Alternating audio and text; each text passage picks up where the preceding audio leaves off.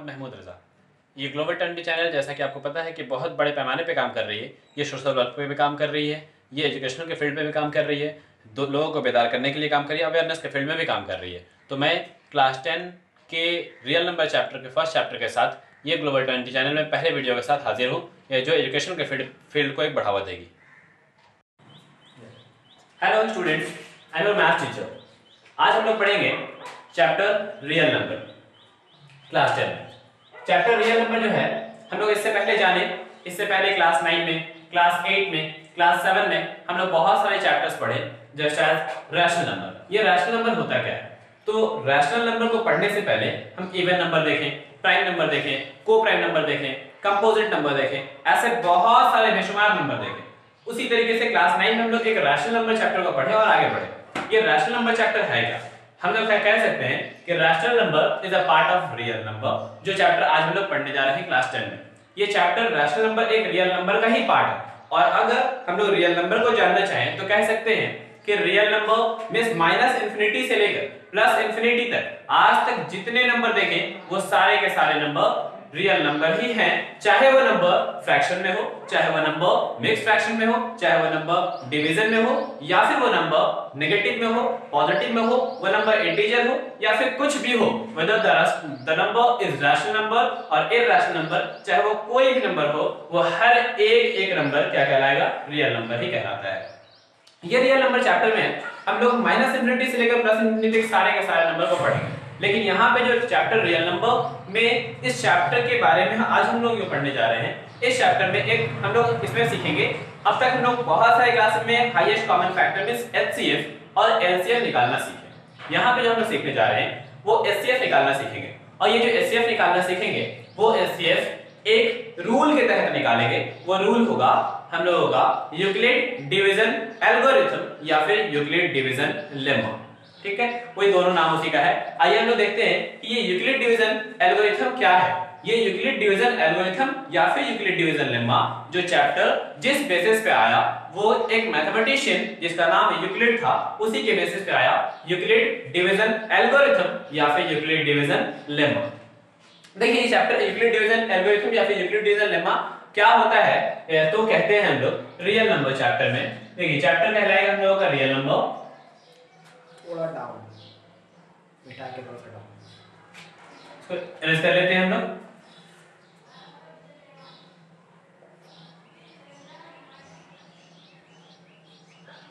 ये चैप्टर है real number. इस चैप्टर को हिंदी में हम लोग कह सकते हैं वास्तविक संख्याएं।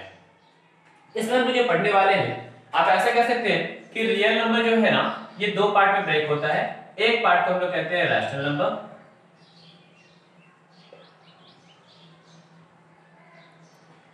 और दूसरे पार्ट को कहते हैं हम लोग इरैशनल नंबर।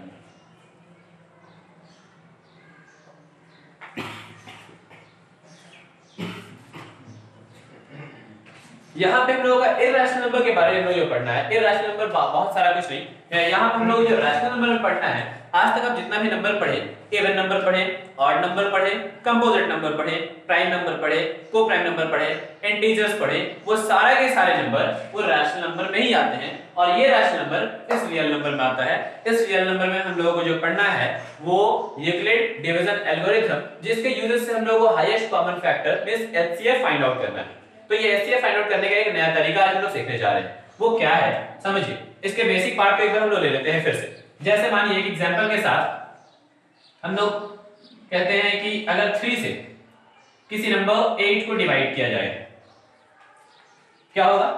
3 2 जा 6, रिमाइंडर विल बी 2। ठीक है, यहां पे ये जो कहलाता है इसे हम लोग कहते हैं डिवाइजर। ये जो कहलाता है डिविडेंड। ये जो होता है क्वोशिएंट, एंड ये कहलाता है रिमाइंडर। ये हम लोग कहलाया कि जिस नंबर से डिवाइड किया जाए that is called divisor, Hindi में कहते हैं भाजक। जिस नंबर को डिवाइड किया जाए वो कहलाता है डिविडेंड। हम लोग जितने से मल्टीप्लाई करके ये फाइंड आउट करने की कोशिश करते हैं वो कहलाता है क्वोशिएंट। और अगर ये पूरा पूरा डिविजिबल नहीं हो और कुछ बच जाए, वो बचे हुए नंबर को हम लोग कहते हैं रिमाइंडर, दैट इज कॉल्ड शेषफल। ये हम लोग कहलाता है यहाँ। तो अब जब इसी ये dividend, divisor, coefficient and remainder, इस चीज को जब एक फॉर्मेट के बेसिस पे सजाया जाए, तो यही एक डिवीजन से ये यूक्लिड हम लोगों का यहाँ से एक रूल, एक फॉर्मूला फाइंड आउट किया। वो फॉर्मूला क्या कहलाया कि जब हम लोग इस डिवाइजर को इस कोएफिशिएंट से मल्टीप्लाई करें और इस रिमाइंडर को ऐड कर दें, then we will find the dividend. Just as 3 2 जा 6, 6 + 2 8, दैट इज कॉल्ड डिविडेंड। अब यही इसी बेसिस पे ये 3 × 2 plus this 2 is equal to 8. We can write this 8 in this side also. Yeah, we will write. यहाँ पे लिखते हैं। अब जानेंगे ये 8 है क्या? ये 8 है डिविडेंड। ये 3 क्या है? डिवाइजर। इनटू दिस 2, ये 2 क्या है? कोएफिशिएंट। और ये 2 क्या है? रिमाइंडर। अब ये कह रहा है कि ये dividend is equal to divisor into coefficient plus remainder. ये जो फॉर्मूला है, अगर इस फॉर्मूला का शॉर्ट फॉर्म जानना चाहें तो हम लोग कह सकते हैं we can define this dividend by a. हो सकता है ये वीडियो में नहीं आ रहा हो। डिविडेंड क्या होता है? डिविडेंड को हम लोग ए कहते हैं इज इक्वल टू, या फिर कहिए डिविडेंड को ए इज इक्वल टू, डिवाइजर को हम लोग कहते हैं Q, डिवाइजर को हम लोग कहते हैं B, इसको B से रिप्रेजेंट करते हैं। कोएफिशिएंट को कहते हैं Q प्लस रिमाइंडर को कहते हैं R। Then we will find the formula this A is equal to BQ plus R। ये एक शॉर्ट फॉर्म इस फार्मूले से हम लोग फाइंड आउट करते हैं। इसी फार्मूला का नाम जो होता है, इस फार्मूला का नाम होता है यूक्लिड डिवीजन लेमा, या फिर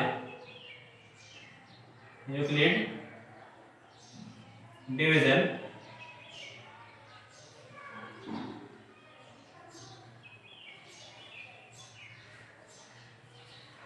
एल्गोरिथम। ये जो फॉर्मूला है, ये फॉर्मूला जो निकला, इस फॉर्मूले को हम लोग कह सकते हैं यूक्लिड डिवीजन लेमा, या फिर इसे कह सकते हैं यूक्लिड डिवीजन एल्गोरिथम। ये फॉर्मूला इसी मैथमेटिशियन यूक्लिड ने निकाला। ये डिवीजन को देखें और इसी चीज से हम लोगों को यहाँ पे इस चीज का प्रूविंग भी मिलता है। ये चैप्टर में रियल नंबर में ये पढ़ा। ये जो रूल पढ़ रहे हैं A is equal to BQ plus R, अभी इसी के बेसिस पे, मींस ये जो रूल है यूक्लिड डिवीजन लेमा और यूक्लिड डिवीजन एल्गोरिथम, इसी के बेसिस पे अभी हम लोग highest common factor means HCF निकालना सीखेंगे। आइए HCF निकालते हैं। आपके बुक में जो सबसे पहला चैप्टर मिलने वाला है, पहला एक्सरसाइज, वो हम लोगों को इसी के बेसिस पे मींस हाईएस्ट कॉमन फैक्टर को निकालने के लिए ही बता रहा है। हाईएस्ट कॉमन फैक्टर निकालना कहता है फिर find the HCF by using Euclid division algorithm. HCF हम लोगों को जो फाइंड आउट करने बोला, HCF हम लोग नॉर्मली तरीके से जो पहले फाइंड आउट करते थे उस तरीके से भी फाइंड कर सकते हैं, लेकिन इस चैप्टर में, ये क्लास 10 में हम लोगों को यहाँ मेंशन किया कि आपको जो HCF फाइंड आउट करना है, वो HCF जो होगा हम लोगों को इस रूल के तहत यूक्लिड डिवीजन एल्गोरिथम और या फिर यूक्लिड डिवीजन लेमा, इसी बेसिस पे हम लोगों को यहाँ पे इसका highest common factor means HCF find out करना है। आइए हम लोग HCF फाइंड आउट करना सीखते हैं। ये अभी हम लोग यहाँ पे इस एक्सरसाइज में कितने सम को सॉल्व करेंगे। हम लोग एनसीईआरटी बुक के exercise first exercise means 1.1 exercise को सॉल्व करेंगे। इसमें स्टार्टिंग के 2 क्वेश्चन को आज हम लोग ये वीडियो में सॉल्व करने वाले हैं।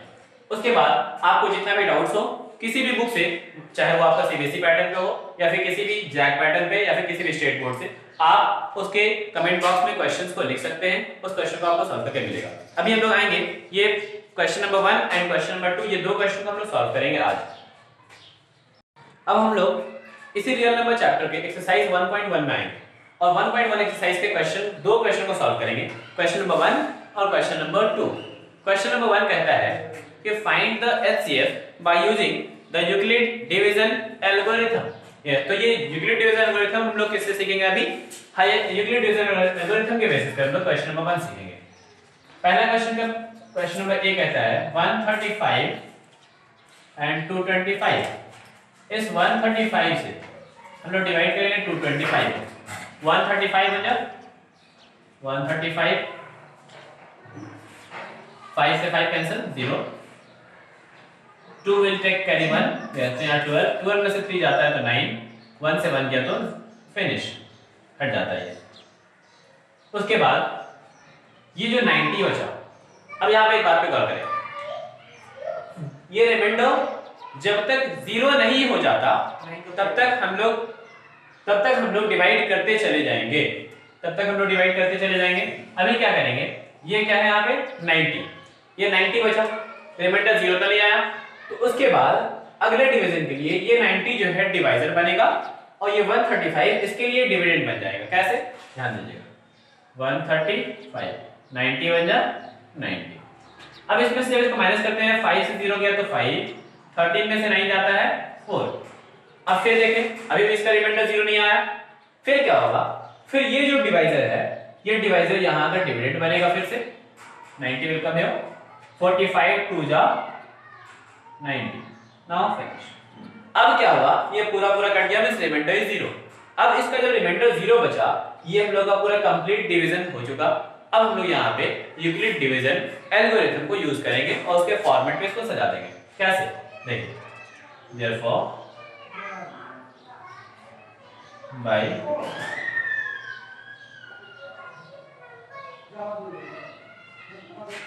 यूक्लिड डिवीजन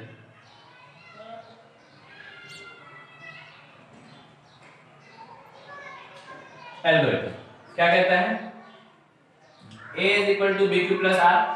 a कितना है, पहले डिवाइड के लिए, अभी हम लोग सिर्फ ये डिवाइड, तो इसमें क्या है, a कितना है 225, पहले ही बताया था वीडियो में, 225 प्लस b मींस डिवाइजर, जिससे डिवाइड दिया जा रहा है, डिवाइड किससे दे रहे हैं हम लोग, 135 से, 135 इज द डिवाइजर। क्वेश्चन कितना है, 1 देन प्लस रिमाइंडर कितना बचा, 90। ये पहला डिवाइड का काम हम लोग इस यूक्लिड के फॉर्म में शो कर दिए, उसका काम फिनिश हुआ। अब नेक्स्ट हम लोग देखेंगे इस वीडियो को, ये जो डिवाइड है, इस डिवाइड को हम लोग जब देखेंगे तो यहाँ पे डिवाइड में आपको क्या मिलेगा, ये जो 135 दिख रहा है, ये 135 मेरा क्या बन रहा है, डिविडेंड। ये 135 को कौन डिवाइड दे रहा है, 90, तो 90 इज द डिवाइजर। क्वेश्चन कितना है, 1 एंड प्लस रिमाइंडर कितना है, 45। ये इसको भी हम लोग यूक्लिड के फॉर्म में सजा दिए। उसके बाद आते हैं हम लोग तीसरे डिवाइड में, ये जो 90 था यहाँ पे डिवाइजर, वो यहाँ पे आके डिविडेंड बनता है, तो इसको फिर से इस एक जगह पे डिविडेंड की जगह पे लिखते हैं 90, डिवाइजर है मेरा 45, क्वेश्चन है 2, क्वेश्चन आया 2 and plus remainder is 0, nothing, यहाँ पे 0 आया। जब रिमाइंडर 0 बच जाए तो उस केसेस में हम लोग लास्ट वाले डिवाइड का जो डिवाइजर होगा वही डिवाइजर हम लोग होगा HCF means highest common factor होगा, means 45 is the divisor, therefore HCF is equal to 45, ये 1 होगा आंसर। ये यूक्लिड डिवीजन के फॉर्म में लिख दिए, याद रखेंगे, इसको लिखना एकदम जरूरी होगा और आपके एग्जाम में ये क्वेश्चन 1 मार्क्स का आता है। और अभी जो हम लोग क्वेश्चन नंबर 2 सॉल्व करने वाले हैं, वो क्वेश्चन नंबर 2 जो होगा वो हम लोगों का 3 मार्क्स का आएगा। अभी इस जैक के पैटर्न में आपका ये 3 मार्क्स का आने वाला है, ठीक है। ये क्वेश्चन नंबर 2 अभी जो हम लोग सॉल्व करेंगे। आइए इस क्वेश्चन नंबर 1 को हम लोग यूज करें और क्वेश्चन नंबर 2 को सॉल्व करने के लिए आगे बढ़ते हैं।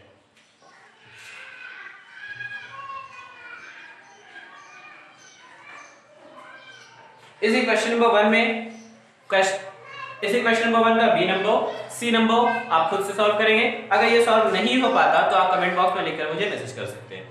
क्वेश्चन नंबर 2 है, show that every positive odd integer is of the form 6q + 1, 6q + 3 और 6q + 5 where q is any integer.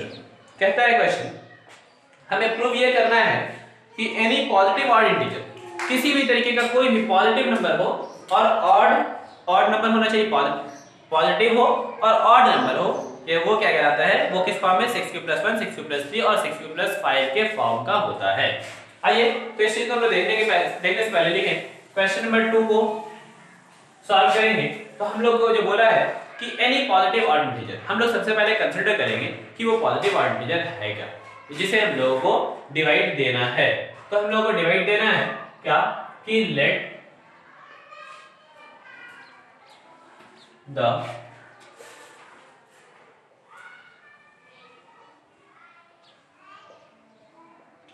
Positive और इंटीजर भी लेट, ऐसा लिख सकते हैं हम लोग ए, इसका ऐसे लिख सकते हैं late,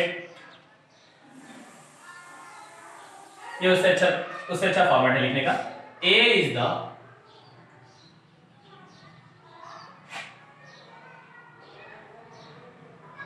positive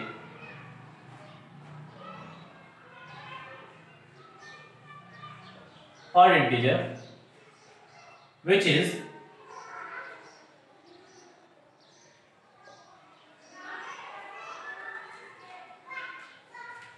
divided by b is equal to कितना, b is the divisor, इसलिए हम लिखे हैं which is divided by, वो डिवाइड किया जा रहा है, किससे डिवाइड होगा, b से, b is the divisor, वो डिवाइजर कितना है, क्वेश्चन बताता है, कहता है कि वो 6 क्यूब प्लस 1 के फॉर्मेट पे आपको शो करना है, 6 क्यूब प्लस 3 के फॉर्मेट में शो करना है और 6 क्यूब प्लस 5 के फॉर्मेट में शो करना है।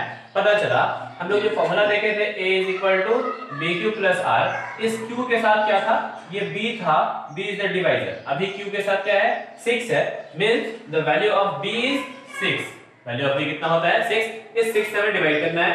a is the positive odd integer which is divided by, मतलब कि ये a को हम लोग डिवाइड करेंगे, divided by b is equal to 6, इस b इज इक्वल टू 6 से डिवाइड करेंगे, then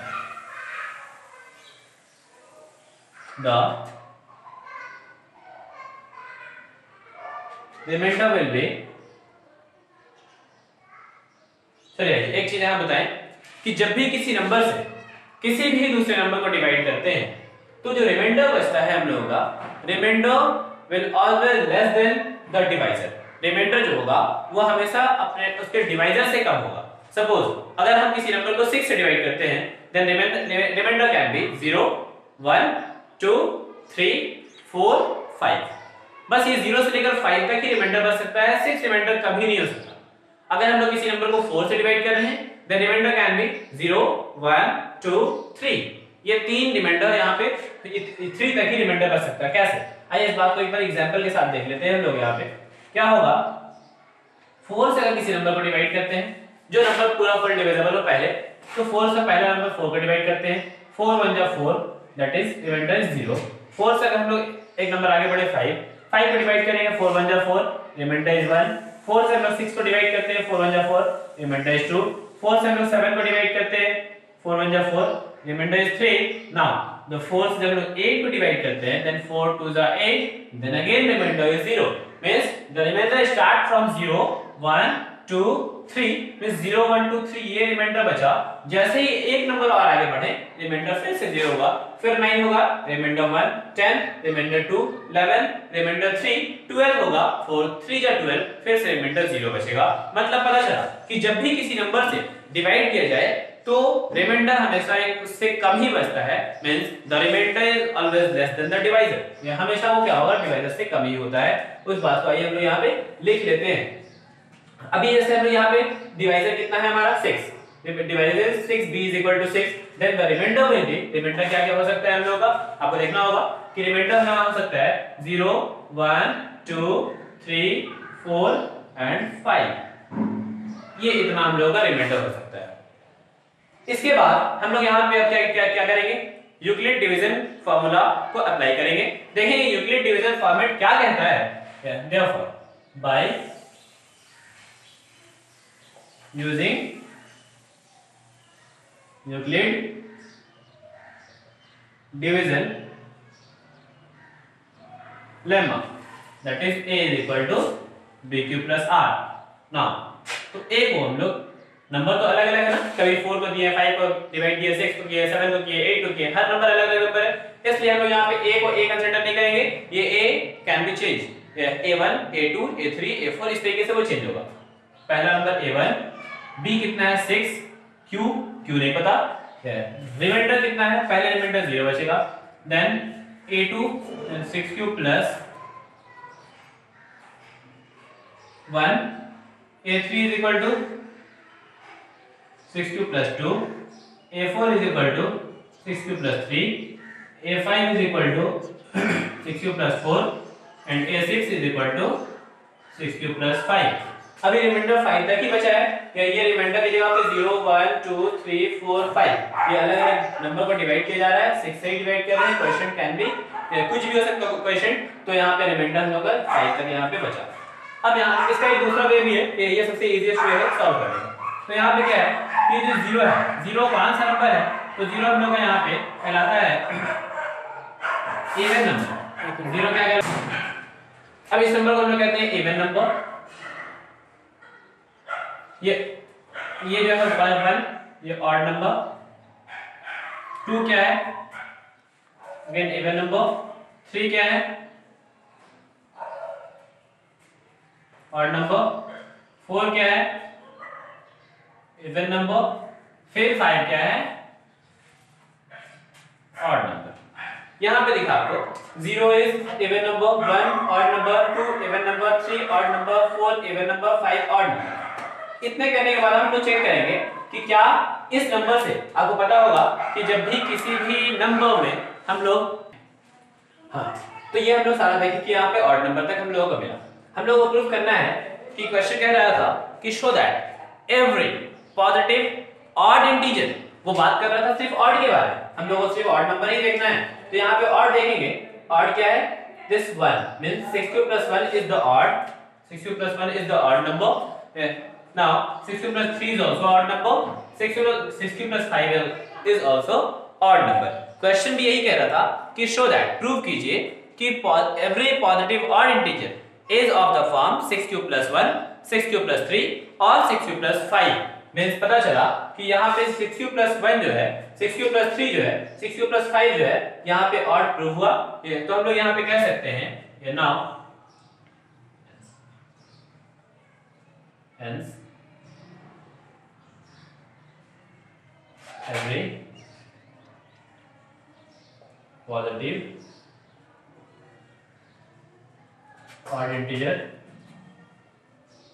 is of the form 6 cube plus 1, 6 cube plus 3 and 6 cube plus 5। ये बात आपको प्रूफ करने बोला था। नाउ द क्वेश्चन नंबर 3, ये बात आपको समझ में पूरे तरीके से आ गया। कुछ भी कंफ्यूजन हो थोड़ा सा भी आप तुरंत कमेंट बॉक्स में हमें लिख कर दे सकते हैं। क्वेश्चन नंबर 3 जो है, क्वेश्चन नंबर 3 आप उसको बनाएंगे। क्वेश्चन नंबर 4 5 हम लोग अपने नेक्स्ट वीडियो में देखेंगे, नेक्स्ट वीडियो में इंतजार रहेगा। और यहाँ पे हम लोग इस पे क्वेश्चन नंबर 4 और 5 को सॉल्व करेंगे। कुछ भी प्रॉब्लम हो उसको कमेंट बॉक्स में लिखकर पूछ सकते हैं।